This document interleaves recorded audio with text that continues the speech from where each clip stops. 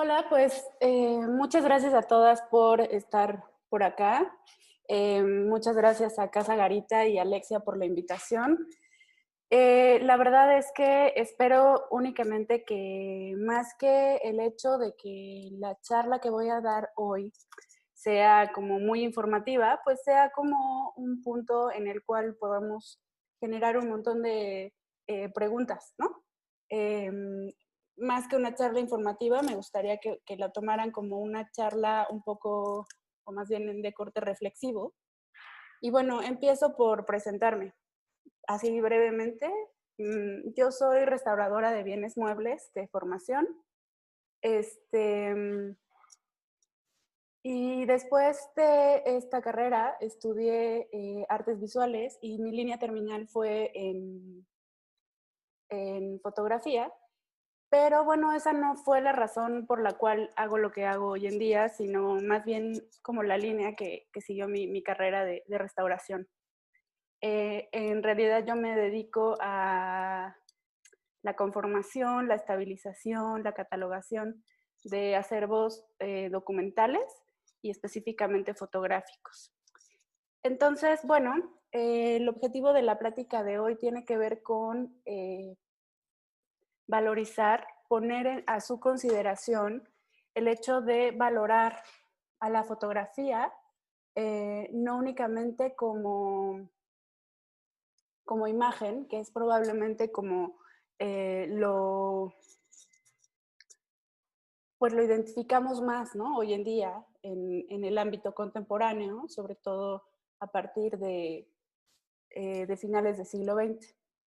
Pero la fotografía, sobre todo como desde el ámbito en el que yo me desarrollo, que es la conservación y la valoración de los bienes culturales, pues tratamos más de acercarnos como al objeto todo, ¿no?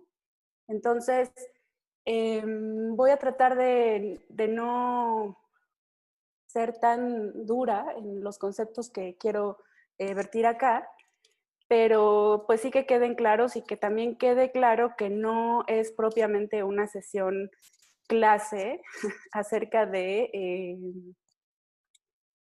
identificación de procesos fotográficos de forma como dura, ¿no? Em, no sé en otras charlas si han permitido que las chicas interrumpan. Yo no tengo como mayor problema, justo ahora alguien levantó la mano, pero bueno, si Era quieren, Karina. Karina, sí, ¿y cómo funciona, Alexia? ¿Levantan la mano y les decimos que sí? ¿O Pueden levantar la mano o en el chat escriben de yo cedo y entonces yo les voy diciendo como ellas se sientan más cómodas o como tú de también. acuerdo? Sí, yo no tengo lío, si quieren, vayan escribiendo cualquier duda que tengan y tú me vas diciendo, ¿no, Alexia? Ok, Si consideras pertinente en ese momento. vale. Bueno, voy a compartir la presentación. Es únicamente como un punto de apoyo, no es necesariamente para que la vayamos siguiendo así como en clase de la escuela. Eh, y voy a empezar hablando de qué es patrimonio cultural y los bienes culturales, ¿no? Parece que son conceptos que pues los tenemos muy a la mano y que los tenemos muy reafirmados, ¿no? Pero en este punto en el que quiero hablar de la fotografía, me parece que no necesita ser tan abstracto, ¿no?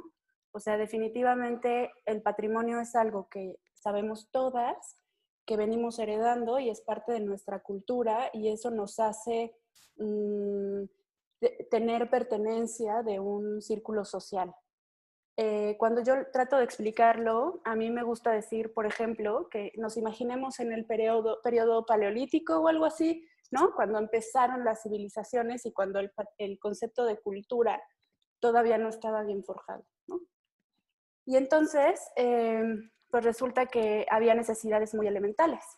Por ejemplo, comer o tomar agua o cosas así, ¿no?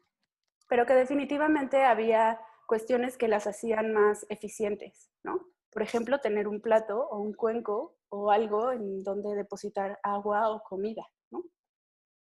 Y en ese sentido, pues resulta que a un individuo se le ocurre tomar una hoja y hacer un cuenco con ella y tomar agua.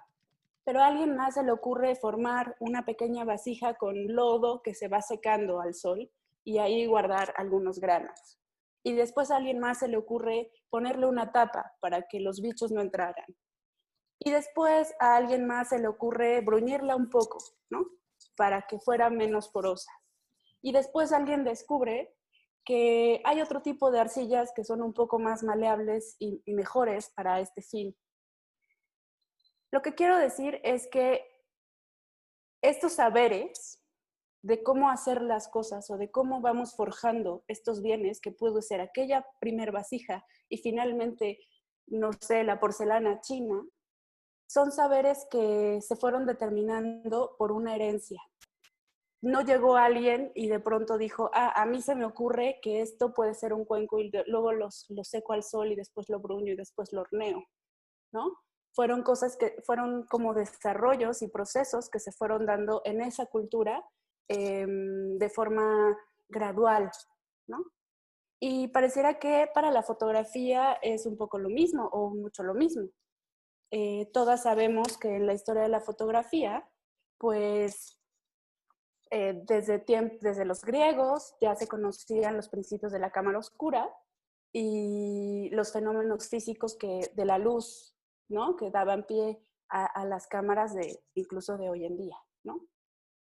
Pero después hubo necesidad bueno, había otras investigaciones respecto de materiales fotosensibles y entonces se veía que había algunos materiales que reaccionaban con la luz, etc. Y hay un libro muy bonito que se llama Arder en Deseos, de Jeffrey Batchen, probablemente alguna de ustedes lo conoce, o varios de ustedes lo conocen, y justamente habla de esta conjunción, digamos, de toda la humanidad que tuvo que suceder en saberes y en deseos para llegar a la invención de la fotografía, que por cierto es pues muy reciente, ¿no? Si hablamos, por ejemplo, de aquellas vasijas muy primigenias en comparación, ¿no?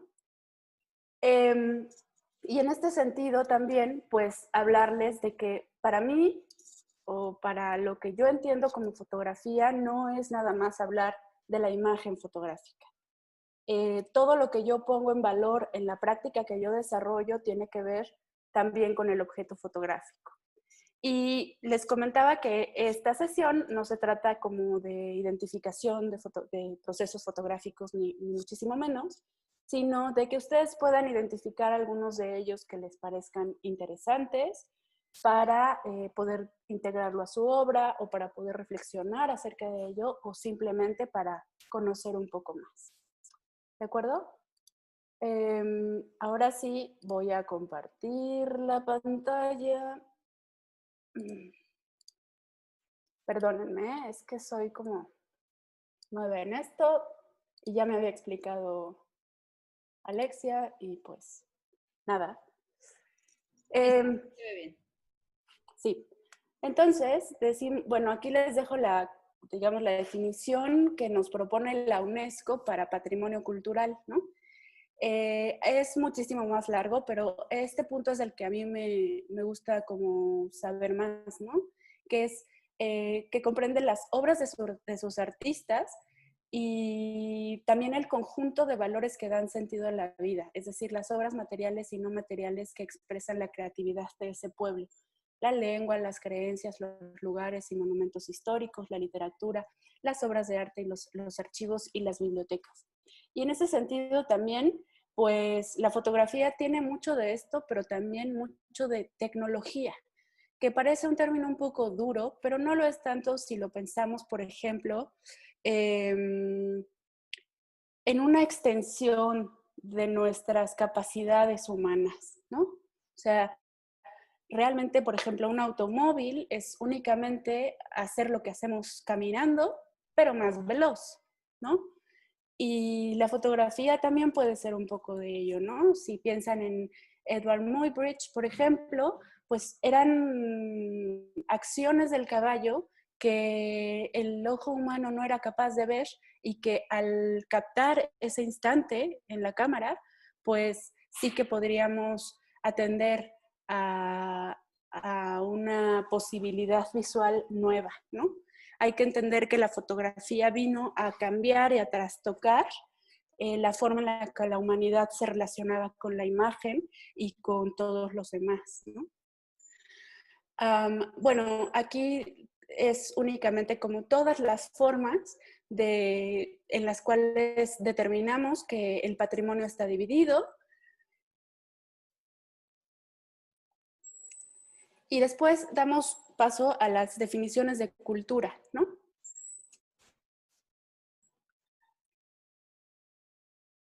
En este sentido, ya les comentaba yo que para mí la fotografía o en la restauración o conservación de patrimonio documental, no únicamente vemos el valor del objeto como la imagen fotográfica, como lo que nos quiere decir documentalmente, sino también como todas las tecnologías que lo precedieron, porque forman parte de las pulsiones de sus inventores, ¿no?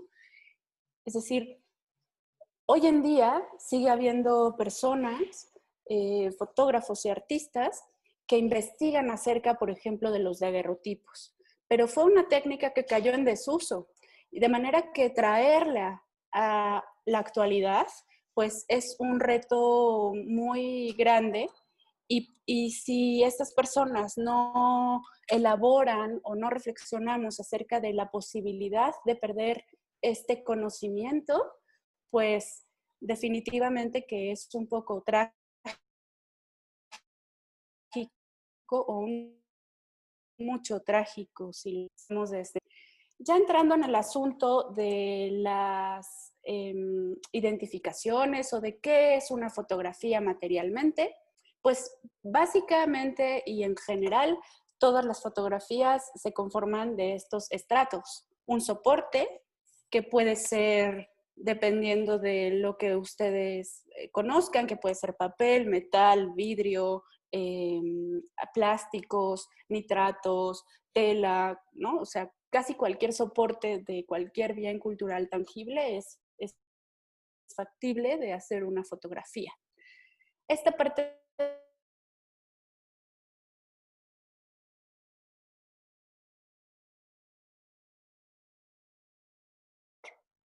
de la capa intermedia puede o no estar, ¿no? Pero básicamente sí tenemos un soporte, generalmente un aglutinante, aunque también podríamos prescindir de él. Y el aglutinante, pues ya saben, el más conocido pues es la gelatina, puede ser una albúmina, puede ser colodión, que es un agente de nitrato y celulosa, de nitrocelulosa, o albúmina, etcétera, ¿no? Y la sustancia formadora de la imagen, que son estos puntitos de aquí, y que pueden ser también diferentes agentes, generalmente sales metálicas, como plata, platino, oro, hierro, paladio, también puede ser algunos pigmentos o tintes, por ahí vi que estaba Pamela Castillo, entonces, por ejemplo, las gomas bicromatadas, pues están hechas no con sales metálicas, sino con pigmentos, ¿no? Y tricromías de estos pigmentos. Entonces, digamos que la conjunción o la combinación de de estas tres elementos es lo que denominamos procesos fotográficos o técnicas fotográficas o de impresión más puntualmente. Lo que les presento ahora es, pues básicamente una temporalidad en el tiempo de 1840, muy inicial al inicio del invento de la fotografía, hasta 1930, que más o menos empieza a volverse un poco más heterogéneo. Entonces, en este lapso de tiempo, tenemos casi todos los procesos fotográficos que conocemos hoy en día, salvo los de color y obviamente la parte digital, ¿no? Entonces, si se fijan, lo que va sucediendo aquí, por ejemplo, el daguerrotipo, que inicia en este periodo, 1840, y cae en desuso muy pronto, en 1865, ¿no? O los ambrotipos, que tienen un periodo de vida más corto aún, ¿no? Mientras que los ferrotipos tienen un periodo de vida un poco más largo. Estos puntitos se refieren a que hubo intermitencia en su uso. Esto nos pone de manifiesto muy claramente que la fotografía fue una tecnología desde el principio. Además de un arte, una forma de expresión y tal, fue una tecnología y posteriormente una industria. Y una industria a la que tenemos que comprender muy bien, porque hoy en día pues se volvió también un poco ingrata y entonces ya no podemos hacer cualquier tipo de fotografía tan fácilmente como quisiéramos, ¿no? Prácticamente los materiales de fotografía son excesivamente caros, difícil de conseguir, etcétera, ¿no? Voy a seguir. Bueno, lo que ustedes ya conocen probablemente, que fueron estas cuestiones bastante primigenias de la imagen, que fue el daguerrotipo, fue inventado, descubierto en 1839, y la imagen se forma sobre una superficie de plata pulida como un espejo. Entonces, cuando ustedes puedan ver un daguerrotipo, es tal cual un espejo. O sea, es una placa metálica bruñida a punto de espejo. Se sensibilizaba con vapores de yodo y se emulsionaba con aleaciones de mercurio y plata, revelándose después también con vapores de mercurio. El resultado, pues en este caso lo que ustedes están viendo es una imagen de daguerrotipo en donde podemos observarla como un positivo, ¿sí? Lo que vemos en un daguerrotipo cuando lo tenemos físicamente es esta placa bruñida y una especie de depósitos blanquecinos. Ahorita que volvamos a la cámara grande, les voy a mostrar alguno que traje por acá y espero que puedan verlo. Pero digamos que si hacemos un movimiento oblicuo en el daguerrotipo, lo podemos ver de diferentes formas, como negativo o positivo. Existían también algunos daguerrotipos que estaban coloreados, generalmente eran polvitos de pigmento nada más, que acentuaban, por ejemplo, algunos detalles de la ropa o la piel, o bien los fondos. La manera de presentarlos generalmente era esta, y además de tener un sentido estético propiamente, la verdad es que lo más importante en estos estuches es que protegían al daguerrotipo, ya que al ser metal, pues eran muy tendientes al deterioro por oxidación o por lo que llamamos sulfuración, una especie de contaminación de los metales, y que van manchando, si se fijan aquí en las orillas, y generalmente los daguerrotipos están manchaditos de esta manera por las orillas. Otra cosa que quisiera apuntar respecto de estos estuches es que generalmente los daguerrotipos eran muy pequeñitos, quizá no rebasaban lo que puede ser, no sé, su celular, un poco menos o bastante menos, pero eran objetos, ¿no? No se veían como imágenes nada más, era todo el objeto lo que contenía su valor. ¿Sí? ¿Todo bien? Bueno. Sí, perfecto. Está muy, muy buena la plática. Los calotipos, la verdad es que no nos llegaron muchos a nuestra época, pero sobre todo a México, ¿no? Ya ustedes podrán revisar en alguna bibliografía otra vez esta tabla de procesos, ¿no? Pero si se fijan, el periodo fue muy, muy corto de calotipos, y básicamente lo que sucedía en un calotipo era una especie de papel salado, pero acidificado también, eh, en un negativo directo en la cámara, y funcionaba después como un negativo para hacer positivos. De manera que eran que fueron como los primeros intentos por hacer positivos, porque en lo anterior, digamos, en los daguerrotipos y posteriormente también en los colodiones que tenían que ser ferrotipos o ambrotipos, en herramienta muy poderosa de la reproductibilidad, ¿no? De la que habla Walter Benjamin en la era de la reproductibilidad técnica. Entonces eran bastante feos y eran bastante inapropiados. Si se fijan, es una cosa como muy marrón, entonces tenían muy buena escala de grises, pero no tenían muy buena definición. Si ustedes recuerdan esta diagramita de estratos, en donde vemos el soporte y después una albúmina o una preparación previa, pues este tipo de proceso no tenía ninguna preparación, de manera que podíamos ver toda la fibra y textura del papel. Y entonces, claro, eso se reproducía de manera de manera fiel en los positivos, pero resultaba un poco incómodo, ¿no? Perdía nitidez la imagen. Ahí está, un negativo y luego su positivo. Pero dio una muy buena idea de lo que podría llegar a ser el medio, ¿no? En esta cuestión de reproductibilidad. Para ser negativos los papeles del calotipo era necesario dotarlos de una cuestión como que fueran más traslúcidos, porque el papel pues no es muy traslúcido, es decir, no deja pasar demasiada luz, y entonces lo que se hacía era que se enceraba o se engrasaba este negativo, ¿sí? Para dotar al papel de un poco más de translucidez y pudiera usarse como un positivo. Ustedes han visto en cualquier papel que dejan que cae un poco de aceite, lo que sea, se vuelve translúcido, ¿no? Como el papel, no sé, albanene o algo así.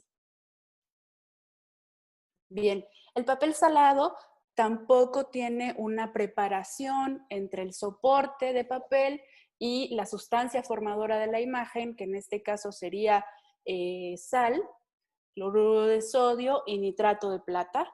No había ninguna cosa que interfiriera. Entonces, cuando nosotros lo vemos al microscopio, podemos ver cómo cae como si fuera tinta china que se esparce en el papel. Ya los papeles salados fueron usados como positivos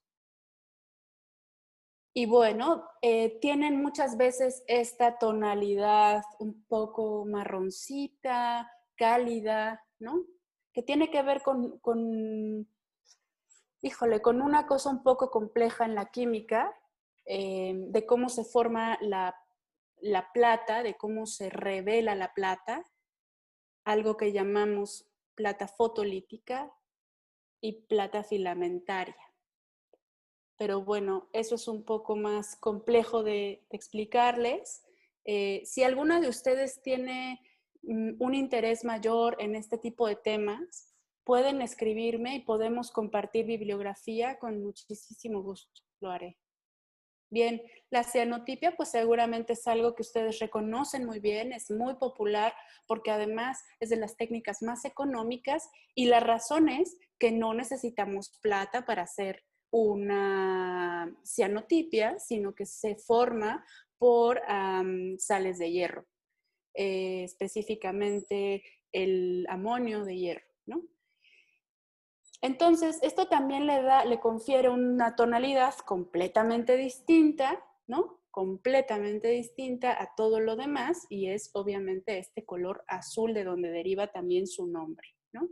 Este es un ejemplar muy interesante. Fue probablemente el primer fotolibro de la historia de la fotografía de Anna Atkins, ¿no? Y era un libro de botánica, como pueden ustedes ver. Prácticamente ponía pues las algas o los helechos, los especímenes directamente sin negativo. También se usó muchísimo para este tipo de trabajos arquitectónicos. Los planos arquitectónicos o los planos, por ejemplo, de los aviones y cosas así, eran muchas veces reproducidos en cianotipia. Bien, el colodión húmedo, aquí viene alguna vertiente de uso, porque el colodión propiamente pues es el aglutinante, ¿no? Sensibilizado, o sea, la sustancia formadora de la imagen en este caso es nitrato de plata, tenemos la sal de plata nuevamente, pero aquí podemos dar paso a lo que seguramente ustedes han escuchado, ambrotipos o ferrotipos, y tiene que ver con su uso un poco, pero también, pero sobre todo, con el tipo de soporte que tiene. Es decir, ambos son colodiones, están hechos exactamente de la misma forma, unos son en soporte de, no es fierro, es un metal, y los ambrotipos son vidrios, ¿no? Básicamente. Curiosamente, en el mercado de la vida, en los mercados de pulgas, muchas veces nos venden ambrotipos o ferrotipos como si fueran daguerrotipos. Cualquiera que haya visto un daguerrotipo y que lo pueda identificar, sabe que lo que muchas veces nos venden como un daguerrotipo no lo es. Un ferrotipo y un ambrotipo, pues no se ven como espejos, y esa es como la forma más fácil de decir que podemos identificarlos, ¿no? Sin embargo, muchas veces fueron presentados también, sobre todo los ferrotipos, con los mismos estuches y también tenían las mismas dimensiones un poco que los daguerrotipos. Aquí en imagen, pues sí que los estamos viendo en positivo y entonces pareciera que se parecen mucho, pero ya cuando los vemos, no se parecen en nada. Aquí vemos, esto es todo el vidrio, esto es un colodión contemporáneo, no vayan ustedes a creer que es un colodión antiguo. Prácticamente no se usó muchísimo el gran formato, esta cosa de las cosas grandes y las fotografías enormes es una cosa que nos inventamos últimamente, pero antes las imágenes y los objetos fotográficos eran realmente pequeños, ¿no? Aunque bueno, está muy bien logrado. Para hacerlo tendríamos que tener una cámara con este tamaño de fuelle, ¿sí? Para que pueda entrar la placa de este tamaño, porque invariablemente el colodión húmedo, y de ahí deriva su nombre, el colodión tiene que estar húmedo a la hora de exponerlo a la imagen que queremos tomar, ¿no? Entonces, no hay manera de que podamos, bueno, sí hay una manera, pero es otra historia. Pero en general, digamos, de forma directa, no podemos hacer una placa de este tamaño si no tenemos un fuelle y un portaplacas de este tamaño. Aquí ustedes pueden ver realmente la imagen, o sea, es decir, la densidad de la plata se encuentra en las zonas que son más claras. En las zonas en donde no hay, en donde está negro aquí, en realidad es el vidrio transparente. Aquí ustedes pueden ver cómo se transparentan los guantes del fotógrafo y únicamente podemos ver la imagen porque detrás tenemos esta tela negra. De otra forma, veríamos un vidrio ahí como cochino, no más, ¿no? Entonces, los colodiones, los ambrotipos, que serían estos que están sobre vidrio, únicamente podríamos observarlos si colocamos un fondo negro, que muchas veces era una tela o un terciopelo, o si de plano coloreamos o pintamos el vidrio por su reverso, de color negro, obviamente.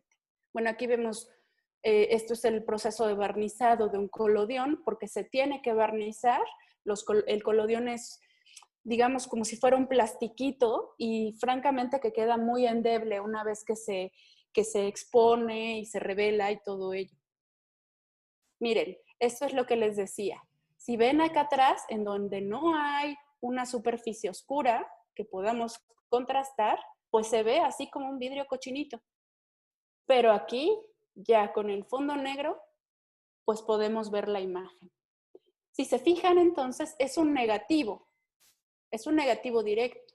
Lo que sucede es que en este caso, pues lo que es más blanquecino y más denso, pues es la luz, ¿no?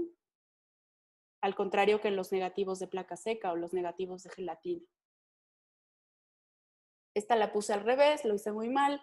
Aquí están virtiendo el colodión en esta placa metálica. Y entonces el colodión se pone así a mano.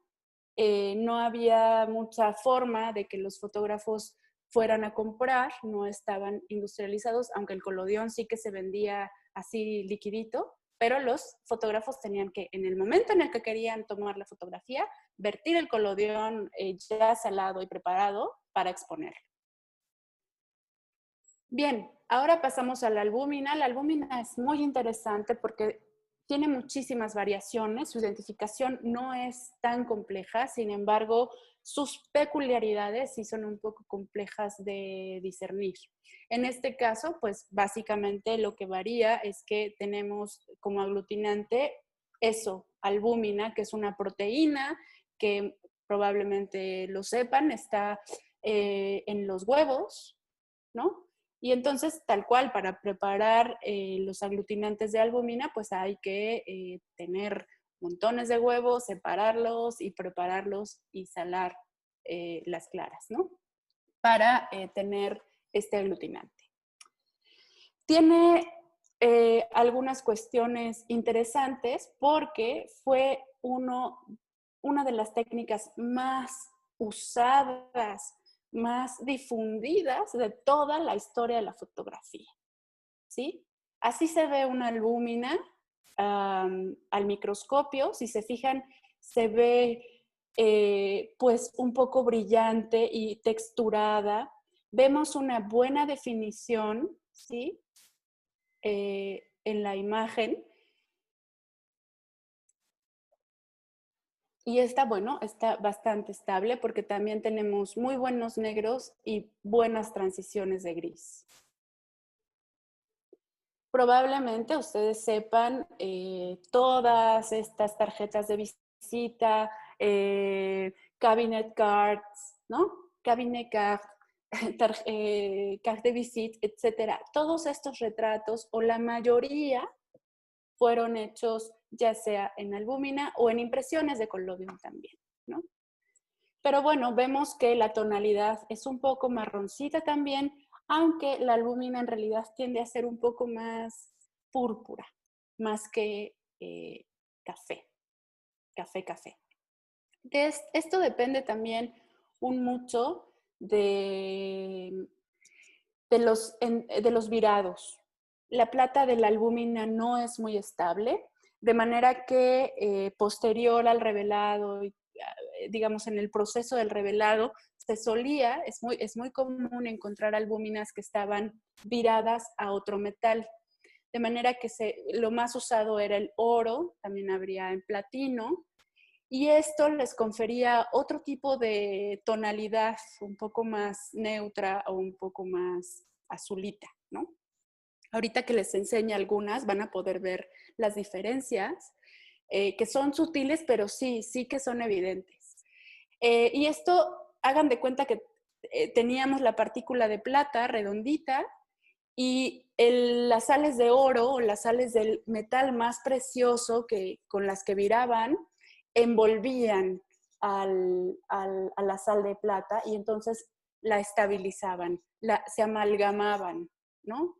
Y como el oro o el platino son mucho más estables que la plata, pues no se deterioraban tanto. Y en este asunto de los objetos fotográficos, pues tenemos aquí un muy bonito álbum, que por cierto, el término álbum tiene que ver con estas impresiones específicamente, las albúminas, ¿de acuerdo? Entonces, si se fijan, pues no se parecen mucho a los álbumes que conocemos hoy en día, debido a que las albúminas tendían mucho, bueno, se imprimían en papeles muy delgadititos, pero tendían mucho a hacerse churro. Híjole, lamentablemente no traje una de esas que se hacía churro, pero de verdad que se hace un verdadero churro. Y entonces, pues generalmente, acá lo podemos ver, generalmente tienen este papel que es muy delgadito donde se imprimía, y después una cosa que nosotros llamamos soporte auxiliar o soporte secundario, que generalmente era un cartoncito en donde tal cual se pegaba la fotografía, ¿no? La mayoría de las tarjetas de visita muchísimas, vienen en estos soportes, ¿no?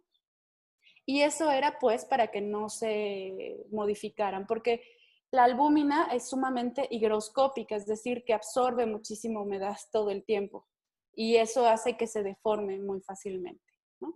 Entonces, este objeto pues era conformado por su papelito de foto y el cartoncito que era como una cosa gordita. Y entonces necesitaba, si se fijan, unos cartoncitos gorditos para insertar ahí las albúminas. De esa forma como vimos anteriormente o así, con estas pequeñas ranuras, ¿no? Ojo ahí porque sí que los álbumes son objetos que nosotros valoramos en su conjunto todo. Es decir, muy pocas veces yo voy, o nunca jamás, más bien, yo voy a permitir o a proponer que unas fotografías o unos de estos objetos abandonen el soporte original que tienen, ¿no? El objeto todo tiene un valor específico. Este, por ejemplo, es un álbum de algo que se dio en alguna época, sobre todo acá en México, en la época de los imperios, y que eran las fichas de prostitutas. Entonces, este álbum corresponde a esta situación o a esta práctica, en donde, bueno, pues las fichaban tal cual para tener cierto control, sobre todo sanitario, de ellas. Esta es una albúmina contemporánea. Vean ustedes cómo, bueno, tiene este brillito que es muy característico de la albúmina. Incluso, bueno, se llegó a dar que fueran mates, pero en algún punto incluso se planchaban un poco para que tuvieran un poco más de brillo por efecto de las albúminas. Bueno, y en este sentido de la valoración de los objetos, les traje esta imagen que pues nada más es una suerte como de compilación en imágenes de una cosa que también es horrenda para los conservadores, porque pues obviamente pues que es algo que no es deseable, pero pues que como imagen nos aporta también o como objeto de estudio también nos arroja información, que son los diferentes deterioros que presentan cada uno de los procesos fotográficos a partir de su propia vida, de su propio devenir en la historia, ¿no? Nos dice Gastón Bachelard, es cuando aún medita en el objeto, cuando el sujeto goza de la máxima oportunidad de profundizar en sí mismo. Y en sí mismo y en la cultura de la que es partícipe, ¿sí? Bueno, antes de pasar a lo que sigue, voy a ponerme yo aquí en la cámara. ¿Me ven? Sí, Te vemos. sí, sí me ven. Bueno, espero que podamos ver un poco de lo que les traje. Perdónenme ustedes, pero con esta cosa del confinamiento tengo todo por todos lados y entonces, bueno, espero que se vea. Sí. Esto es un daguerrotipo. Voy a, no sé si suba esto un poco, cómo le pueda yo hacer. Espérenme tantito. Voy a poner un papel negro acá atrás.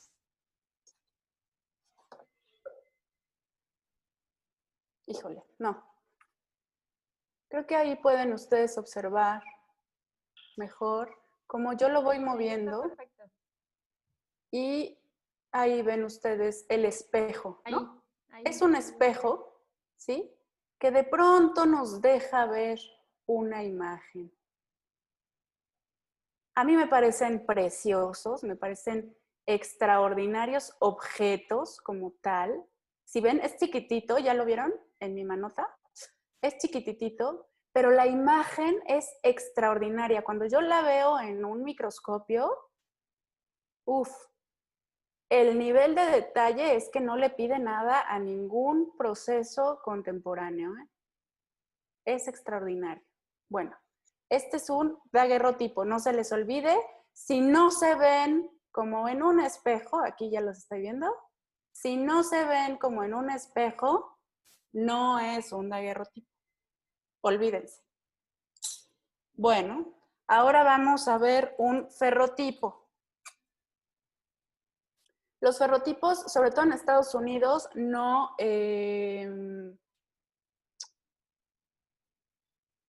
se vendían o no se comercializaban tanto en estuche, sino nada más en un papelito. Pero para que no exista ninguna confusión.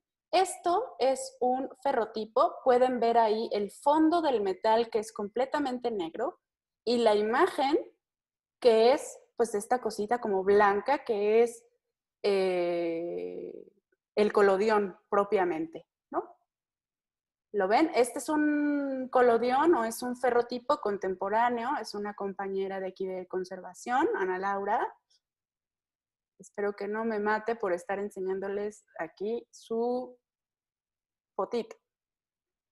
Entonces, por detrás es negro, completamente negro, es un fierrito negro.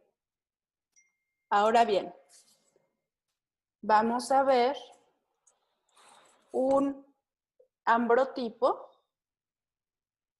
Se ve exactamente igual, ¿verdad?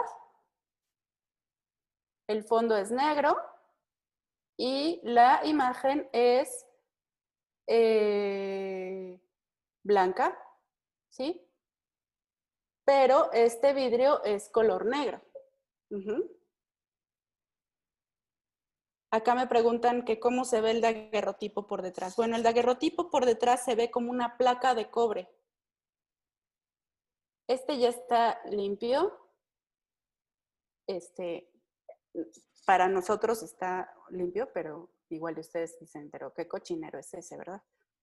Es una placa de cobre, tal cual, porque lo que se usaba era una placa de cobre y después pues como que se chapaba en plata, ¿no?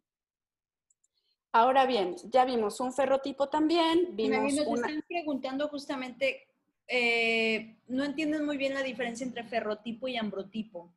Sí, les comentaba yo que ambos son colodiones, ¿no? O sea, ambos tienen como aglutinante el colodión. Lo único que varía entre uno y otro es el soporte. Que no me vea el doctor López Gatell hacer esto. Es que me chocan los guantes. Este es un metal, es un fierrito, el ferrotipo. Este es un vidrio, ¿sí? Vidrio, negro. Ahora, este también es un ambrotipo. Ah, pero no está entintado, ¿sí? ¿Ven? Es como un vidrio mugrosito. Si yo le pongo un fondo negro, sale ahí la niña Marigard. ¿De acuerdo? Bueno, ahora bien, les iba a enseñar algunas albúminas. Esta es pues el típico formato, vean, como de carte de visite, ¿no? Chiquitirrín. Me encantan porque además estos señores, véanlos, están tan guapos, me encantan. Tiene todo un rollo, ¿no? O sea, el cartoncito de atrás, que para conservación es horroroso porque generalmente el cartoncito pues es bastante malito de calidad, ¿no? No es para nada un papel adecuado, ni muchísimo menos. Y esto es, si se fijan, vean la tonalidad. Este es un poquito más marroncito y este es un poquito más azulito. A veces hasta bueno, no se pueden confundir, pero la variación tiene que ver mucho con los virados, ¿no? Los virados, que no los entonados. Y este, por ejemplo, es muy interesante. ¿Sí me escuchan y me ven? ¿Todo bien? Porque me están comentando que se traba. Sí, todo Ok. bien. Fíjense en este, es muy interesante. No se ve mucho con esta luz, qué lástima. Bueno, el chiste con este señor es que hagan de cuenta que ahí se ve mejor, ahí se ve muy bien. Si se fijan, el fondo, ay, está acá, el fondo del papel es un poquito grisecito, ¿sí? Medio azulito, y la imagen es como muy café. ¿Lo pueden ver? Es muy distinta a esta, en donde todo es café. ¿Sí? ¿Lo ven? Todo es café. Y en este hay una sutileza ahí. Es un poquito azulito el fondo. A veces también lo que sucedía con las albúminas era que entonaban el papel previo a todo el proceso de fotografía y tal, para compensar un poco el tono amarillo de la albúmina.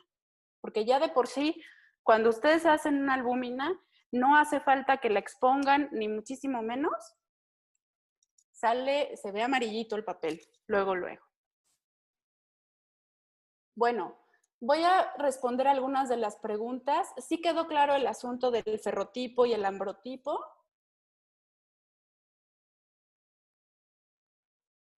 Vale. Y dice, yo tengo un ambrotipo que me tomaron, ¿tienes algún tip para conservarlo? Vivo en Mérida y la humedad está tremenda, lo tengo en una caja.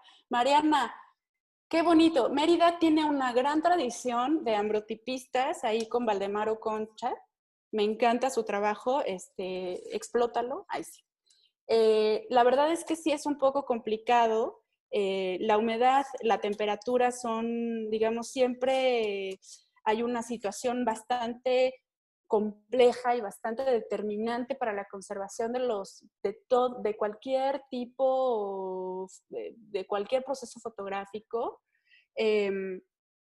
Y sin embargo, fíjate que resulta que desde mi punto de vista, los colodiones son de los más estables. Si está bien hecho, si está bien fijado y si está bien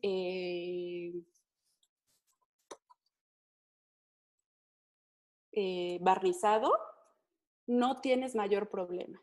Mi único tip es que pues lo tengas, sí, en un área súper fresca, súper, lo más oscura que te sea posible, y que le hagas una bonita guarda de papel.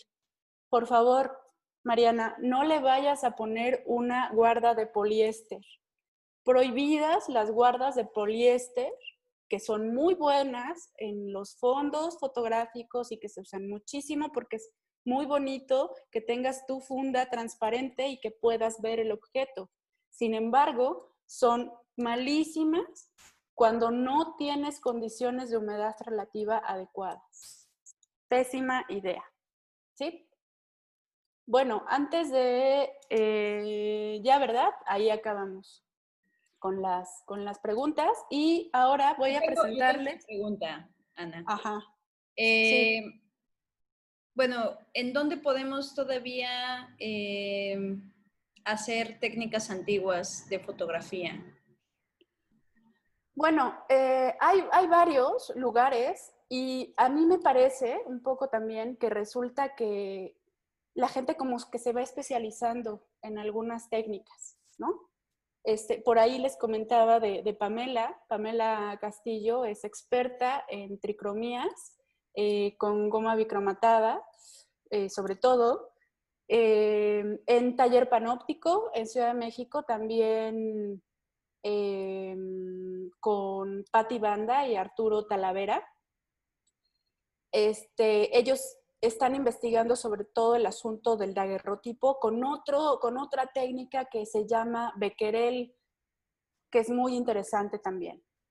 Pero ellos hacen papel salados, albúminas, hacen todo. Valdemaro Concha, que ya lo mencionamos por acá, está en Mérida y él sobre todo hace colodiones. No hay muchísimo, pero sí se puede. Cristina B. me pregunta, ¿cómo podríamos conservar las cianotipias? Fíjate, Cristina, que las cianotipias son sobre todo súper sensibles a la luz. Haz de cuenta que algo sucede muy chistoso con las cianotipias. Se van degradando muchísimo con la luz, con los rayos UV, son muy sensibles a eso. Pero esto nos ha tocado alguna vez hacer algún tratamiento de conservación y resulta que parece que el solo hecho de guardarlo otra vez en la oscuridad hace que pueda revertir ese proceso de debilitamiento del hierro, ¿no? Entonces, pues mantenerlo en la oscuridad. También, si no tienes buenas condiciones de humedad, Cristina, no sé dónde vivas, pero en general, pues guardas de papel, que sea papel de algodón 100%, de preferencia, ¿sí? Que no tenga textura, no, que no sea de estos papeles muy texturados, ¿no? Que sea prensado para que no vayas a tener mayor problema. ¿Tiene que ser libre de ácido? Sí, de preferencia sí. Hay algunas otras cosas. Libre de ácido y con reserva alcalina no es lo mismo. Si consigues algún papel con reserva alcalina, por ejemplo, para las cianotipias, no te lo recomiendo, ni para los platinos. Pero tendrás que tener mucho más cuidado de estarlos cambiando cada cierto tiempo, ¿sí? Dulce me pregunta, Ana, además de lavanda, ¿con qué otra cosa proteges el colodión? Pues mira, yo no soy muy experta haciendo colodiones. Dame un segundo y me acuerdo de la otra cosa con la que se pueden barnizar los colodiones, porque siempre se me olvida. Perdona, ahorita te digo. Les voy ahora a pasar, voy a volver a la presentación para mostrarles rápidamente algunos de los trabajos que pueden ver y que pueden disfrutar de espérenme, de autores contemporáneos que usan técnicas antiguas o procesos fotográficos históricos. Y después, una cosa también súper interesante que es y que además se está usando muchísimo, que es como la apropiación de los archivos, ¿no? Vamos viendo. Entonces le pongo aquí compartir pantalla y van a ver a Alexia primero. Ahí está. Dale. Bueno, este es el trabajo de Patricia Lagarde, a quien pues tengo una admiración profunda por ella, por muchas razones. Pero bueno, su trabajo prácticamente todo está realizado en soportes y técnicas que son históricas. Por ejemplo, pueden ver que es un colodión. Tiene estas también como características, el colodión, que no es una técnica como muy purista, como que uno no puede controlarla del todo el tiempo. Y en ello también radica como su sentido estético, ¿no? Como su riqueza estética. Este dedo, por ejemplo, si pueden alcanzar a ver que hay una huella digital aquí, muchas veces el plato húmedo se toma con el dedo pulgar para esparcir por toda la plaquita el colodión y entonces muchas veces quedan ya sea muesquitas así o los deditos. Ojo ahí, porque Patti no precisamente es quien hace las técnicas per se, ¿no? Pero bueno, siendo autora, esa es la salida que ella indica y que prefiere. Esta es me parece que es una cianotipia, por lo menos es lo que pude ver. Y bueno, esta es una serie de ambrotipos.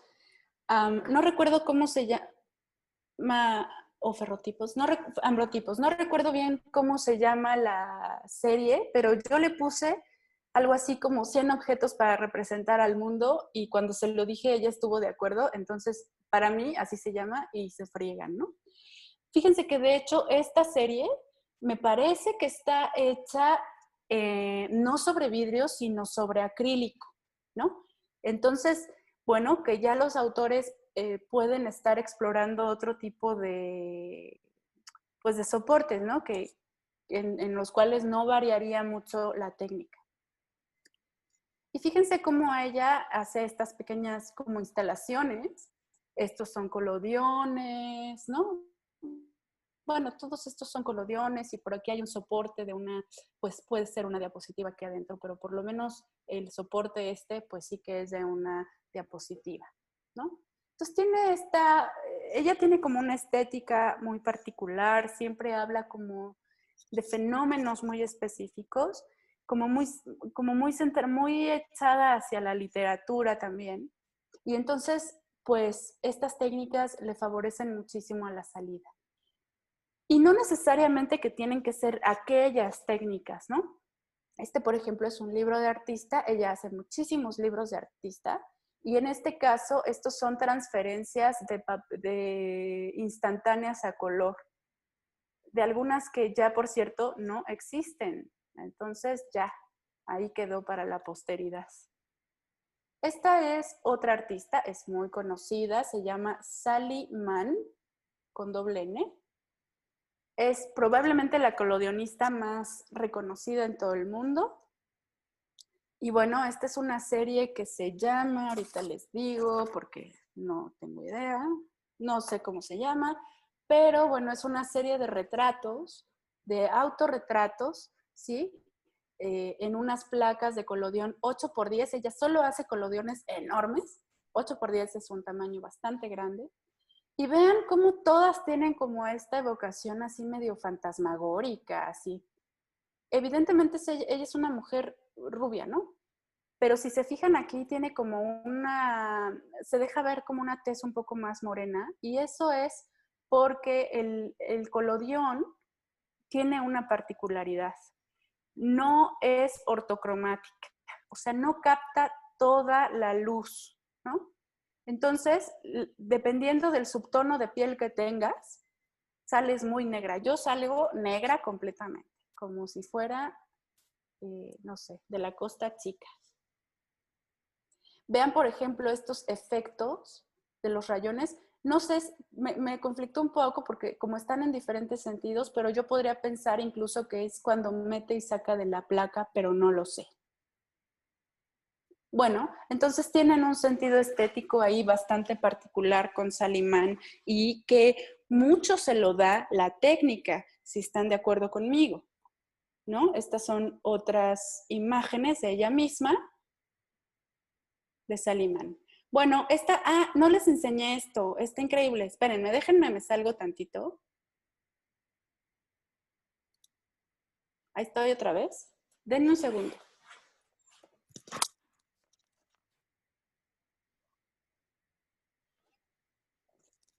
Es que ahorita que estamos hablando del objeto fotográfico, pues no podía faltar lo vernáculo, ¿no? Entonces miren, a lo mejor ustedes ya habían visto una cosa tan hermosa y horrenda como esta. Es una fotoescultura, ¿sí? Está como catalogado dentro de estas técnicas medio vernáculas, ¿no? Es decir, populares, ¿sí? Pero si se fijan es tal cual una talla de madera a la que le pegaron una foto y después la colorearon y tallaron un poco el bustito ahí del señor. A mí me encantan, pero bueno, sí que son un poco como folclóricas más bien, ¿no? Son como... A mí esas piezas se me hacen una joya porque, bueno, en el caso de México hay mucho con esto, cuestión de madera, pero en Brasil, por ejemplo, cuando la fotografía color estaba en su boom, ¿no? Eh, y gente en Brasil no tenía dinero para justo acceder a la fotografía color, empezaban a colorear sus fotos, ¿no? Y hay como Claro. o sea, hay algo súper enorme de justo de este color que le dan a las fotos, ¿no? Sí, claro, la cuestión de la coloreada pues es muy, muy interesante, ¿no? Y estas en particular que son fotoesculturas, que van como adosadas a este talla de madera, pues se dieron mucho en México. Por ahí hay un poco una controversia que para mí no es tal, pero bueno, se dice que casi que nacieron en México, ¿no? Pero no es así. Es española y llegó a la tradición llegó justo con el exilio español. Acá me dicen que parece el trabajo de Canon Bernal. Sí, claro, Canon trabaja también muchísimo este tipo de procesos. Repite el apellido de Sally Mann, ahí está, ya lo pusieron. Y otra vez el nombre de la artista con transfer, Patricia, ahí está, Patricia Lagarde. Listo, ustedes mismas se contestan, qué barbaridad, muy bien. Ahí voy a compartir la pantalla otra vez.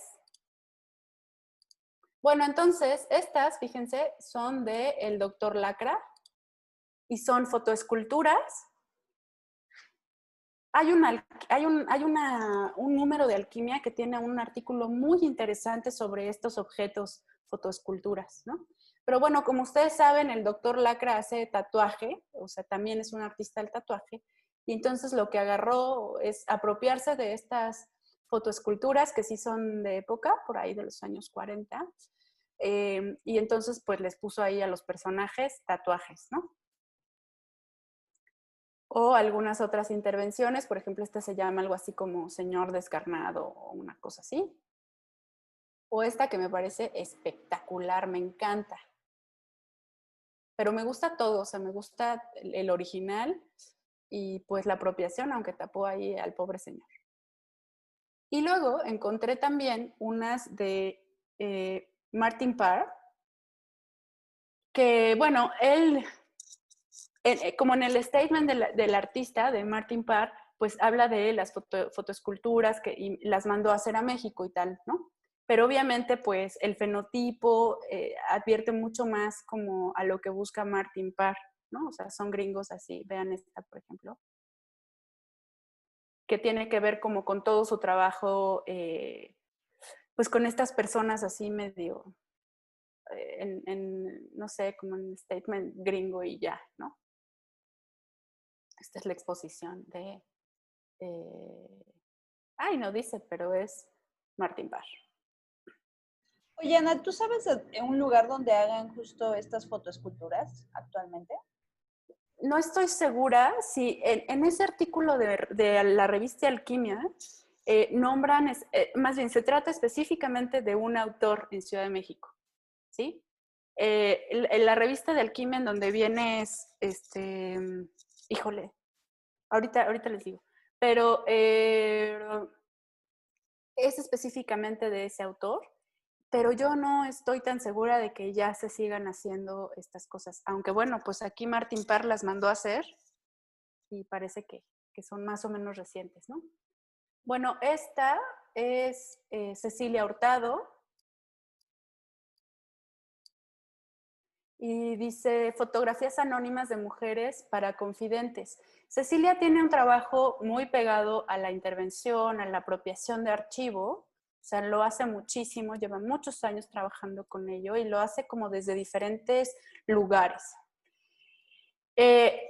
Ahora que dije apropiación de archivo, híjole, brinqué, ¿no? No es, o sea, entiendo que hay una cosa como genérica de decirle archivo a las fotografías antiguas, ¿no? Pero propiamente, y cualquier archivista me va a matar si yo digo que esto es un archivo, ¿no? O sea, los archivos no son eso.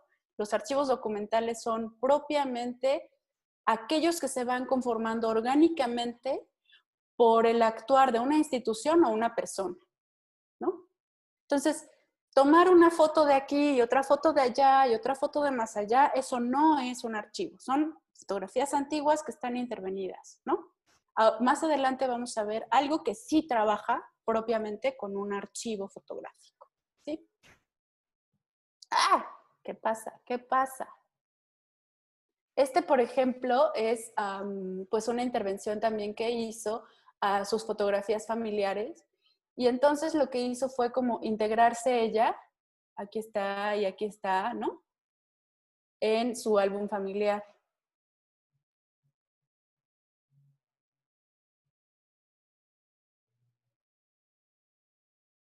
Esto es lo último que está trabajando y vean, pues bueno, también es fotografía antigua y se reapropia de ella meramente como en la imagen, ¿no? Este es interesante, a mí me gusta. Tiene que, propiamente tomó las fotografías y después les puso algo, un papelito encima, lo mojó y después se lo fue quitando para develar la imagen. Y es muy interesante, estéticamente es, pues es interesante. Pero obviamente, claro, tiene que ver con apropiarse de una imagen antigua, ¿no? O sea, tiene mucho que ver con eso también, ¿no? ¿Nos podrías repetir el nombre del artista? Cecilia Hurtado. De casi todas los trabajos de Ceci hay libro, entonces ahí escríbanle y ella se los manda. Esta, por ejemplo, es sobre la violencia y entonces eran fotografías, pues eso, que tenían algún indicio de ejecución o cuestiones de estas y como apropiándose, volviendo a tomar fotos de los espacios, ¿no? Aquí como integrando estas columnas, que obviamente no eran columnas, no eran unos palos ahí, e integrando también pues los escritos que hay detrás, que para un conservador o para alguien que trabaje con patrimonio documental, pues es súper interesante. Bien, ahora vamos con Claudia Hans. Claudia ganó un premio muy importante con este libro que se llama Silent Songs for My Grandmother, o algo así. Y bueno, ella lo que dice de este trabajo es que es la intervención de algunas fotografías de su familia, pero también de otros.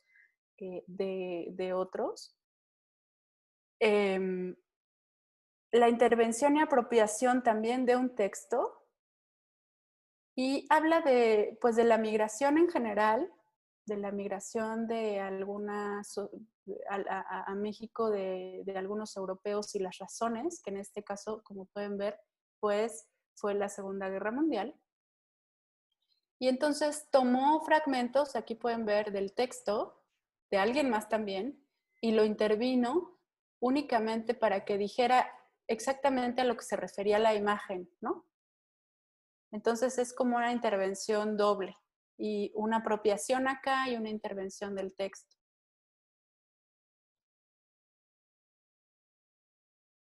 Esto es un libro, también a ella la pueden contactar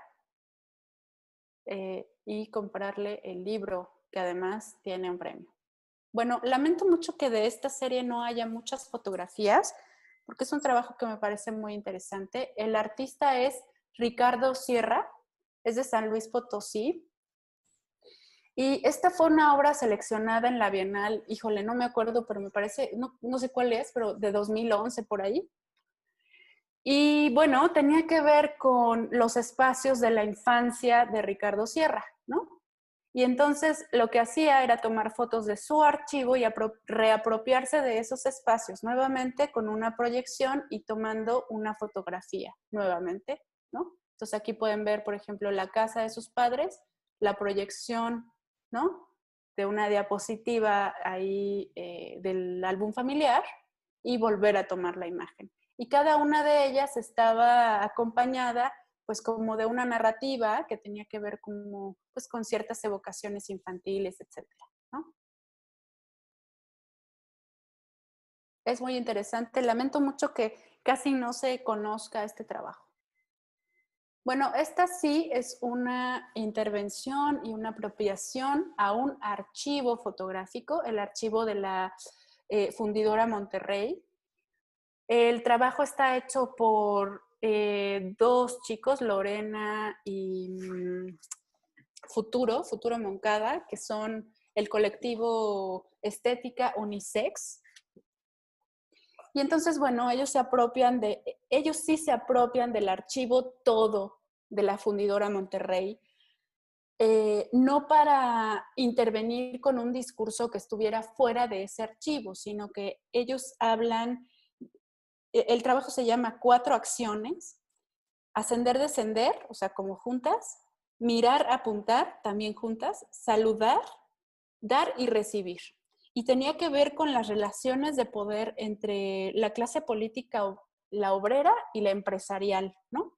Y entonces fueron identificando, a la vez de ir revisando los archivos propiamente, estos, como estos gestos, ¿no? Que se iban repitiendo una y otra vez, y al replicarlos, pues queda una apropiación súper interesante, ay, de esto.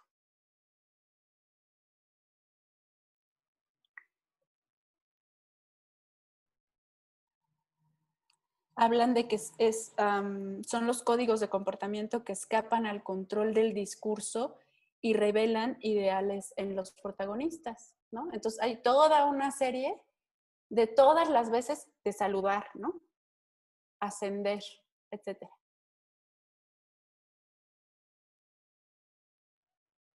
Y entonces, pues es una reinterpretación de aquel archivo. Este también es súper interesante. Cuando yo conocí el proyecto, bueno, quería matar al autor prácticamente. Yo soy, pues bueno, me dedico a la conservación de fotografía, y lo que hizo Bruno Bresani en este proyecto que se llama Los hijos que nunca tuve, es una idea interesante en este sentido. Habla de que, pues bueno, él es un hombre de más de 40 años y que todo el tiempo le estaban preguntando, bueno, ¿y cuándo vas a tener hijos? ¿Ya te vas a quedar? Y no sé qué, y tú que no haces nada y todo, ¿no? Y entonces, pues bueno, él ya tenía como completamente decidido que no quería tener hijos y que no iba a tener descendencia, ¿no? Y entonces, en este proceso reflexivo que también les quiero dejar por acá, pues es eso, que nuestras fotografías las tenemos, las atesoramos, las resguardamos y las conservamos para heredarlas, ¿no? O sea, ese es el fin último de esta... de tener un archivo, ¿no? Es muy importante para nosotros tener un acervo. Ay, me están hablando y no quiero. Bueno, entonces lo que hizo fue tomar todo su álbum familiar que estaba en su poder, ¿sí? Y lo destruyó, ¿no? Lo intervino haciendo estas, algunas están quemadas, algunas están rayadas, algunas están pintadas, pero esta puede ser su mamá o su abuela, o, ¿sí me entienden? O su papá o su tío y tal. Entonces, cuando a mí me dijo del proyecto, pues yo lo quería matar porque además es un archivo bastante extenso. Prácticamente es una sola pieza que conforma al archivo, son más de 300 piezas. Yo no tengo tantas fotos de mi abuela y de mi mamá, entonces a mí me pareció un poco doloroso, pero sí que hace una reflexión muy interesante acerca de para qué queremos un archivo, ¿no? ¿Para qué lo guardamos? Bueno, este es el texto de César Holm al respecto. Y el otro que les quiero presentar es de este escritor y también fotógrafo español, Joan Fontcuberta. Este trabajo se llama Mictlán. Bueno, le puso un nombre así como muy ligado a nosotros, a México. Y él dice que, bueno, tomas, si se fijan, son apropiaciones exclusivamente de los deterioros de las fotografías o de fotografías deterioradas, ¿no? Que en este caso dan ahí como un sentido estético a, a, a la imagen, ¿no? Propiamente. Entonces dice que es una especie de reflexión sobre el trauma, sobre la memoria, los vestigios de la imagen y sus vínculos con la realidad. Su idea es acudir a los, dice que acudir a los archivos permite acuñar el término posmemoria, ¿no? Porque él fue el que acuñó el término posfotografía. Bueno, ahora nos dice que esto es la posmemoria, ¿no? Y entonces buscar las ruinas de la sensibilidad contemporánea en estos deterioros. ¿Qué tal? Bueno, y esta la encontré hoy y me pareció súper interesante traérselas a ustedes. Y bueno, esta artista, si alguno de ustedes identifica de qué se trata esto, es un negativo, pues seguramente es un negativo en plástico, en acetato, ¿sí? Gelatina y tal. Y bueno, tiene en estas zonas del rostro como enrojecido, ¿no? Entonces, si ustedes recuerdan, o algunos de ustedes trabajaron en cuarto oscuro, pues que la luz de los cuartos oscuros es roja. De manera que cuando nosotros bloqueábamos los negativos con estos polvitos negros, que era una práctica muy común, por ejemplo, para aclarar algunos cielos o para quitar algunas cosas, o como en este caso, para aclarar la tez de las personas. Y entonces hace una cosa muy interesante. Les traje toda la nota. Dice, informaron que desde el Museo de la Nación, tal, se llama Bajo el Sol Negro, de Milagros de la Torre, es una artista peruana. Y bueno, dice, emulando el proceso, está como lo que les comentaba yo, como de blanquear a las personas, toma estas fotografías directamente en papel fotográfico con una cámara de cajón artesanal y detiene los retratos en la fase de negativo. Bueno, me equivoqué, esto es papel. Cuestionando la idea del registro de identidad de las personas, dejando sin resolver su propósito y apenas identificando al sujeto. Entonces, era una práctica como de blanquear y ella hace una reflexión en esta práctica analógica al archivo, ¿no? Bueno.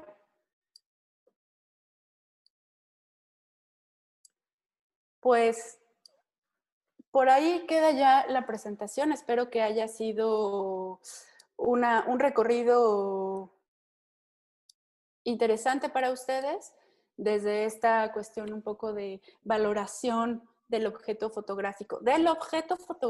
¿eh?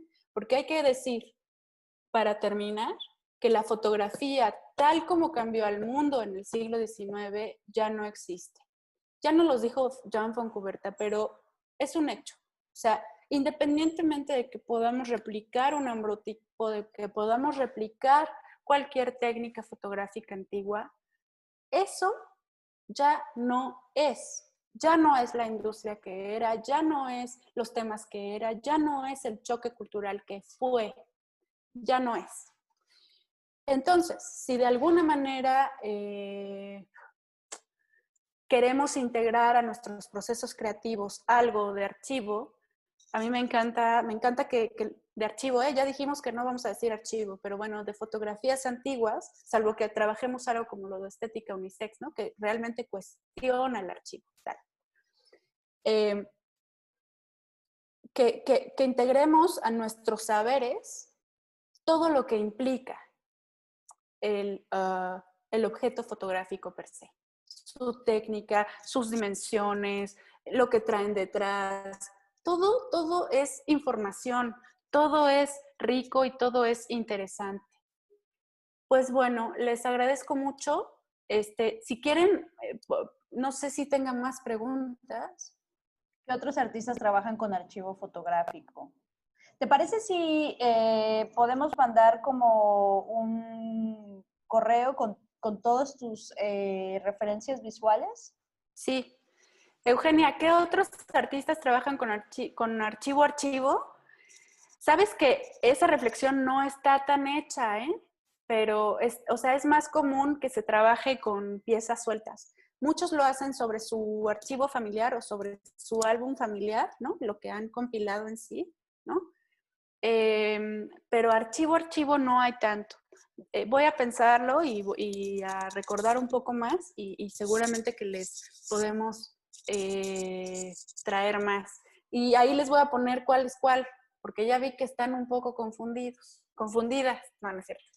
Pero espero que les haya gustado. De todos modos, hay un chorro de información en todos lados. Y si acaso quieren, no sé, ponerse en comunicación conmigo para algo más en particular, pues les dejo mi correo electrónico, es rest. Marcel Rius, sí es cierto, en Oaxaca, es verdad. Pero ojo, no trabaja con archivo, trabaja con fotografías antiguas. ¿Sale? El archivo es todo un concepto, ¿sí? Es otra cosa, muy distinta. ¿Podrías entonces aclarar un poco cómo es esta cuestión del archivo y de la imagen? Sí, por ejemplo, un archivo tiene que ver con esta organicidad que yo les comentaba, ¿no? podría ser que pudiéramos llamarle el archivo fotográfico de Alexia Zúñiga, ¿sí? A todas las fotografías que te tomaron toda tu vida, ¿no? Naciste y entonces cumpliste años y era momento de hacerte una fotografía, hiciste un ridículo y te tomaron una fotografía y se iba conformando de alguna forma orgánica un archivo de Alexia Zúñiga. En términos de archivonomía, eso no sería propiamente un archivo. Un archivo sería el acta de nacimiento de Alexia, ¿sí? Y luego el acta de fe de cuando la bautizaron. Si tiene una foto, pues venga, que venga la foto ahí, ¿sí? El papelito que tiene la primera comunión de Alexia. Y si trae la foto, que bien que venga ahí. Si Alexia entró a primero de preescolar, ahí está, sus calificaciones, 5. Y que venga la foto ahí, ¿sí? Eso es conformar un archivo de forma orgánica. Puede ser de una persona, o sea, si ya somos muy laxos y muy buena onda, puede ser de una persona. Pero en términos duros de archivonomía, tiene que ver con más bien instituciones u organizaciones y todas las ramas que derivan de ello, ¿no? Entonces, por eso decía yo que el trabajo de estética unisex con el archivo de Fundidora Monterrey sí es un trabajo de archivo, y el resto pues es como del archivo personal, del archivo familiar, ¿no? Y tal. No es muy ambiguo, Mariana. Lo que pasa es que es muy duro de explicar en realidad. En términos archivonómicos es duro, completamente duro. No hay cuestiones a medias tintas. La única diferencia que pudiéramos hacer tal vez es diferenciar archivo de colección, por ejemplo, ¿no? Si yo junto, aquí yo tengo unas fotos, fíjense, muchas. Y entonces digo, yo tengo un archivo de fotos. No, señorita, eso no es un archivo de fotos. Es una colección, probablemente, ¿sí? De fotos, de cartas de visita de señores, porque a mí me encanta coleccionar tarjetas de visita de señores. ¿Sí? Tan, ¿no? Eso es una colección. Podría ser, por ahí traigo otras, de señoras y sus hijos en el ámbito doméstico. ¿Por qué? Pues porque voy a las chácharas y eso me interesa, me llama la atención y esas compro, ¿no? Si hablamos de imágenes de algún político como Porfirio Díaz, fíjate que podríamos, por ejemplo, hablar de una colección o un fondo, ¿no? De Porfirio Díaz, pero generalmente, por ejemplo, no se llaman Porfirio Díaz, sino que son archivos de donde provenían. Por ejemplo, archivo Casasola, ¿no? Porque tiene que ver con una función orgánica, la función orgánica de la agencia Casasola. Y entonces se iban a, eso se van diferenciando en fondos, puede ser por eventos históricos o puede ser incluso por ejemplo, en este caso, como tú mencionas, podría ser por personaje, ¿no? Entonces me dice, la referencia correcta sería imágenes antiguas, fotografías antiguas. El objeto fotográfico, no se olviden. Fotografías antiguas. ¿Sí? Oye, Nicandi dice, ¿podría decirse que para ser catalogada como foto de archivo debe liarse y tenerse conocimiento que tiene relación con un documento? ¿O claro. Es decir, las claro. fotos que se encuentran en base no son de archivo, no son archivos. Exactamente. O sea, ¿por qué? Pues porque no sabemos de dónde provienen, no tienen ninguna información que pueda identificarlas, están completamente desmembrados. Por ejemplo, la regla principal de archivonomía es el origen de procedencia. Nunca desmembrar el origen de procedencia de los archivos, porque dejan de ser archivos. Entonces, esas fotografías o esos objetos fotográficos no son de archivo, son fotografías antiguas y desmembradas, por cierto, trágicamente. Es una tragedia para los conservadores. Oye, Daniel Lozano dice, ¿luego se podría armar una plática sobre archivo? Pues sí, claro, nomás que lo organicen acá. Ahora pues. Ok, Alejandra sí. quiere preguntar algo con vos. Alejandra, por favor. Hola, gracias. Eh, Hola. Muchas gracias, Ana. Está increíble todo lo que nos estás compartiendo. Eres muy precisa y eso se agradece bastante. Bueno, mi duda es esto que también referente a como a la división entre lo que es archivo y lo que no es archivo.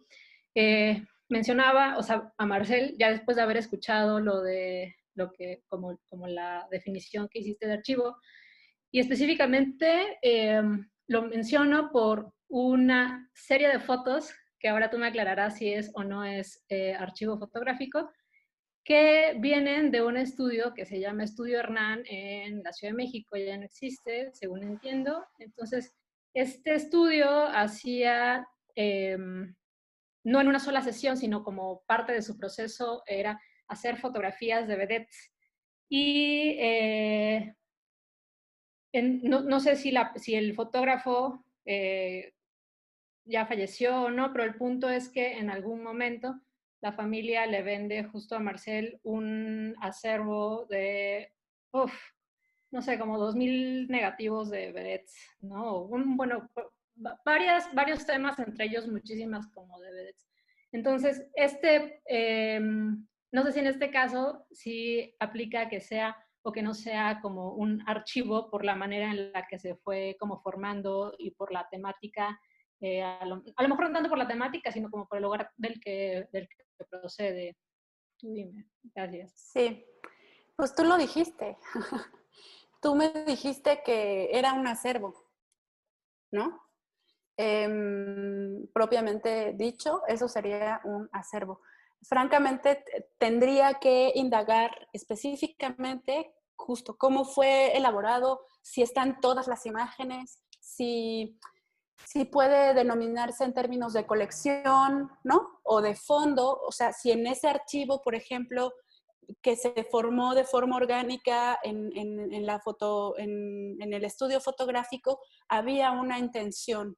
Porque para que, por ejemplo, nosotros denominemos que tenemos una colección, tenemos que determinar una intención, fíjate. Entonces, sí que Mariana nos decía, ¿no? Es que es como un poco raro.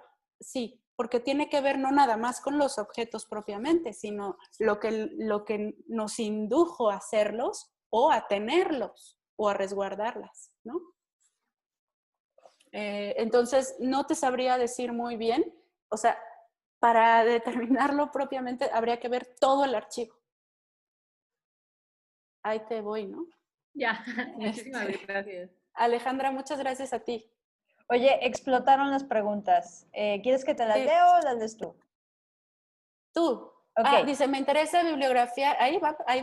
Sí, justo. Me interesa bibliografía en términos de restauración y conservación. María Elena, sí, claro que sí. Escríbeme a mi correo electrónico, que te lo voy a escribir aquí abajo. ¿Te parece si damos mejor a todas? Aquí se los voy a poner, ¿no?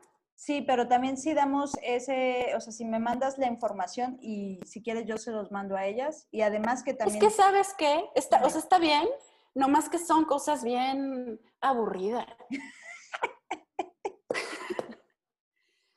O sea, sí necesitas estar como más clavel, ¿no?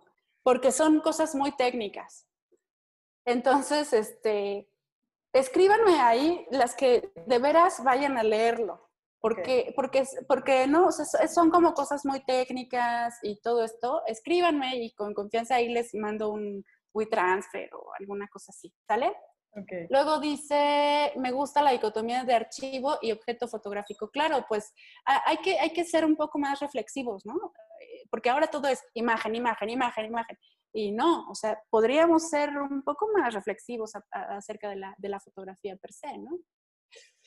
Me repiten el nombre del fotógrafo de las vedettes. No sé cómo se llama, a ver Alejandra, si ahí lo puede poner, no sé cómo se llama el archivo, pero quien está trabajando, no sé cómo se llama el estudio fotográfico de donde proviene ese acervo, pero quien lo está trabajando es Marcel Ríos. Ahí vive en Oaxaca y de hecho tiene una tiendita y todo, padre. Me repito, ya lo dije. Adriana Mosqueda, ¿qué nos sugieres para comenzar a introducirnos en el mundo de la conservación de la fotografía? Hacer procesos fotográficos antiguos. O sea, si no eres restaurador, si no tienes la formación de restaurador, la verdad es que es un poco más complejo entrarle por los tecnicismos y por la teoría de la conservación y, ¿no?, los criterios y todas estas cosas que ya les comentaba yo que son un poco aburridas. No, bueno, a mí me encantan, pero no a todo el mundo le gustan, ¿no? O sea, mi marido dice que cosas más aburridas. Pero a mí me encanta, o sea, a mí me apasiona muchísimo y pues para mí no lo es, ¿no? Pero para introducirse en el mundo de la conservación de fotografía, como es una cosa muy amplia y casi que lo primero que hay que hacer es identificar los procesos, pues acercarte con la gente que hace procesos o incluso tomar una clínica de identificación de procesos o cosas así. Es un mundo amplio y de especialización dentro de la conservación. Lamentablemente no tenemos muchos especialistas en fotografía en conservación en México. No, sí hay, pero no tantos como se necesitaría. Entonces, bueno, pues así pasa a veces, que el valor de las fotografías no radica únicamente en lo que son, en lo que tienen, en la imagen, ¿no? Sino en lo que subvierte muchas veces. De manera personal, hay un colodión precisamente de unos indios de Tolimán,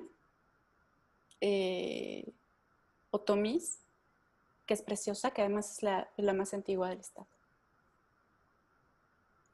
Y es de unos indios. Wow. Bueno, ¿hay alguna otra pregunta? Y si no hay alguna otra pregunta, ¿con qué te gustaría concluir, mi querida Nani?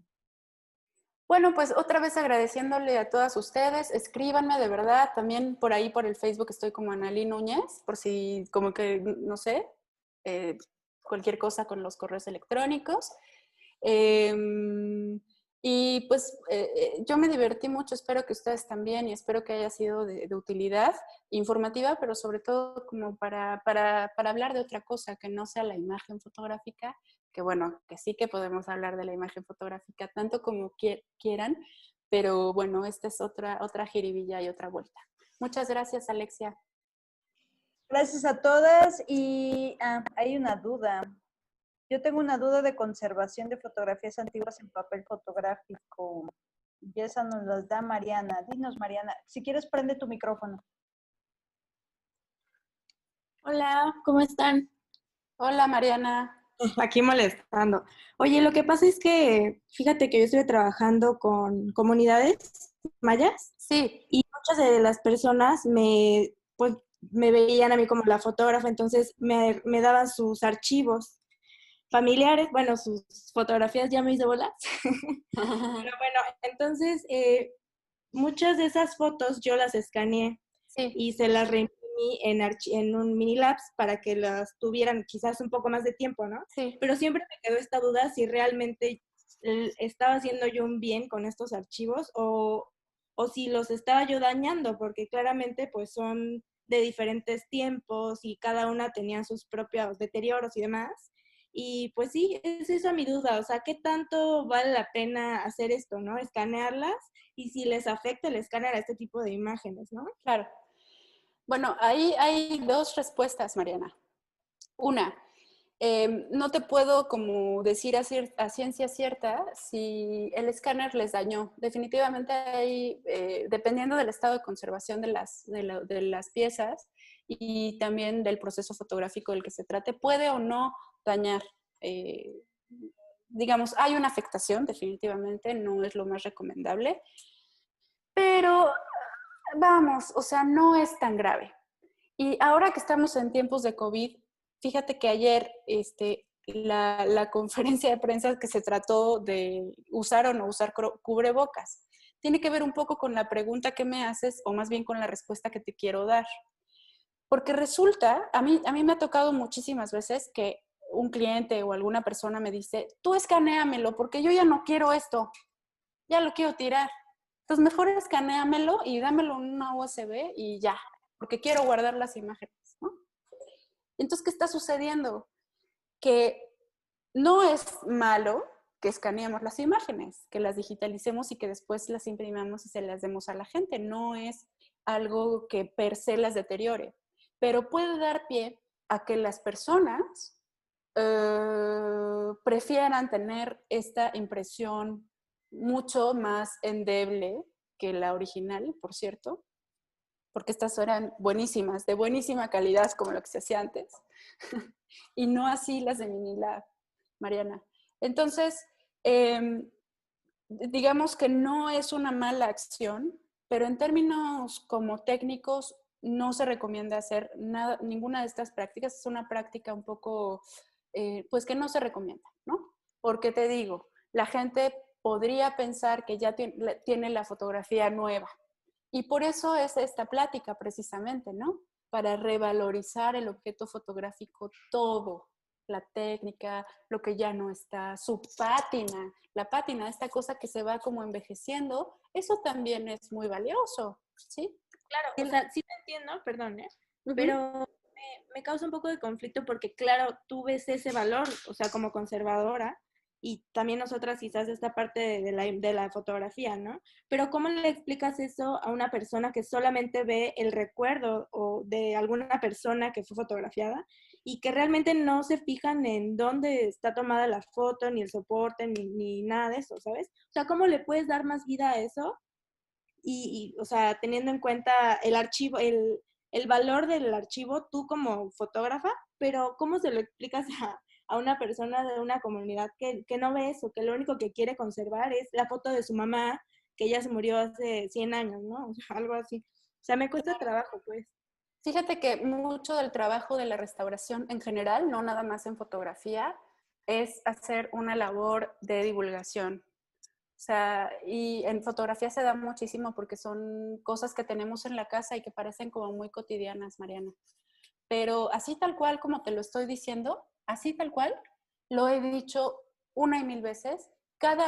Te puedo jurar que no importa si están en Chiapas o están en Querétaro o en Ciudad de México, te puedo firmar que si un cliente llega con una fotografía antigua, lo que va a querer es que se le escanees y que se la imprimas nuevamente.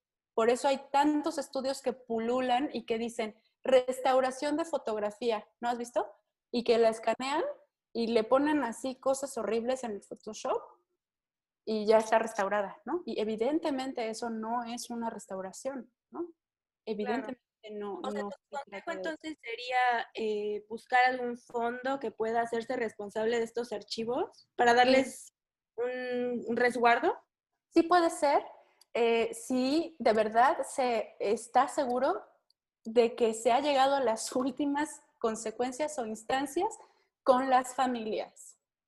Las familias son realmente quienes pueden resguardar el valor completo de su historia. Y los álbumes y los archivos o los acervos familiares, eh,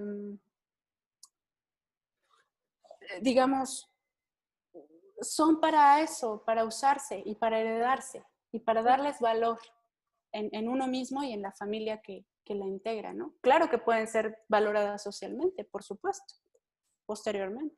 Pero la labor de difusión y de divulgación, o sea, ¿por qué te parece que estoy hablando aquí desgañitándome, no?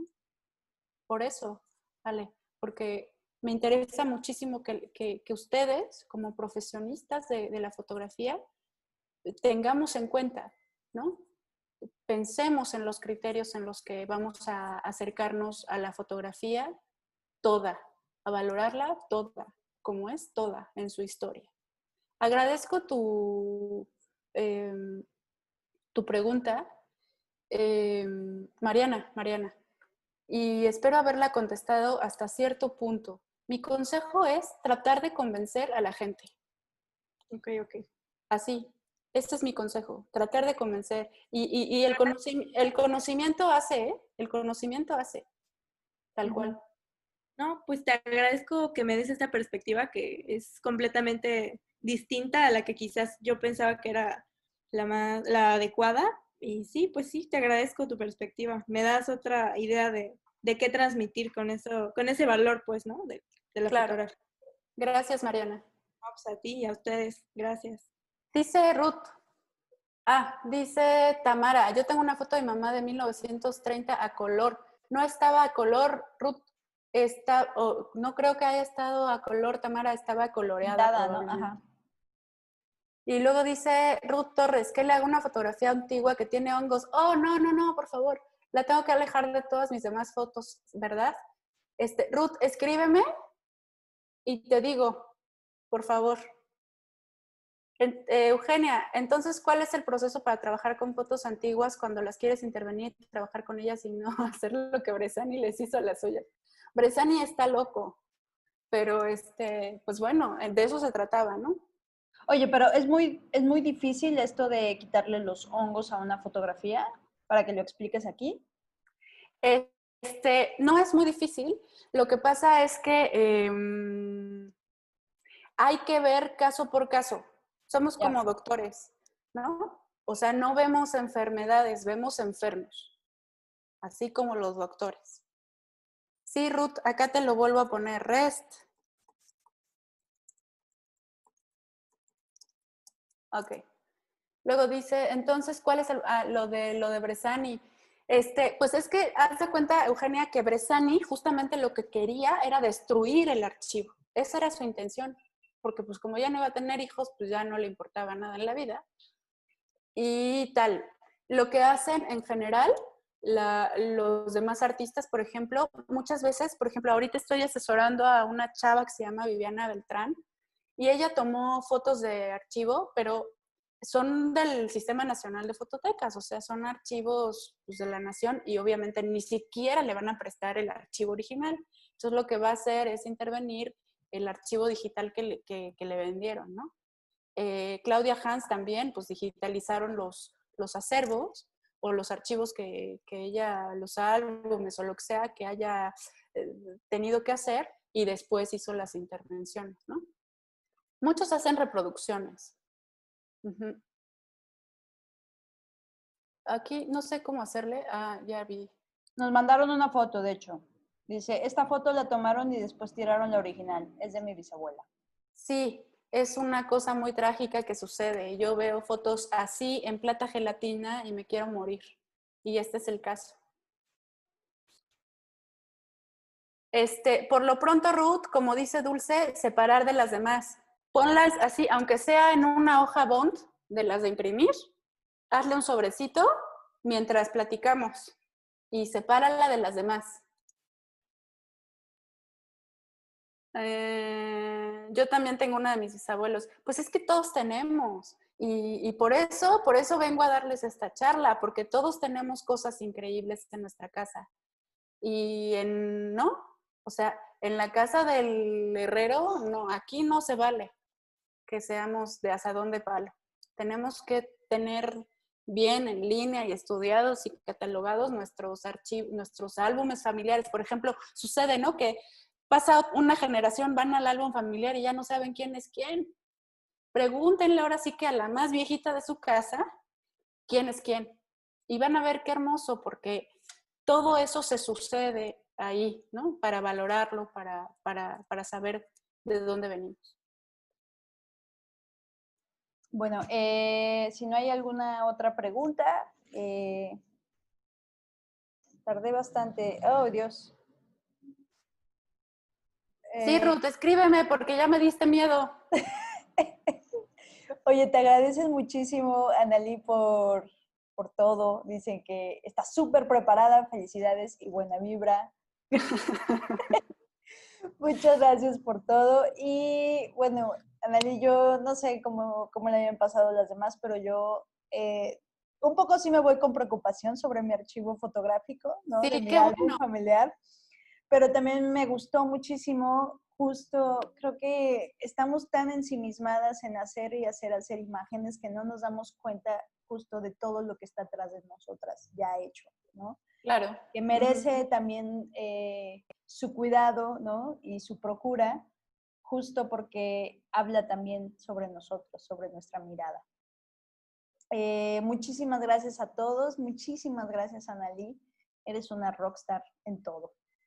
Muchas gracias a ustedes. Cuídense mucho, por favor. En esta época, pues a ver, échense un clavadito ahí a sus fotos viejitas y todo padre. Escríbanme si tienen cualquier duda. Y de verdad, claro, si yo les puedo ayudar, con muchísimo gusto. Muchísimas gracias. Bueno, chicas, muchísimas gracias a todas y nos vemos mañana.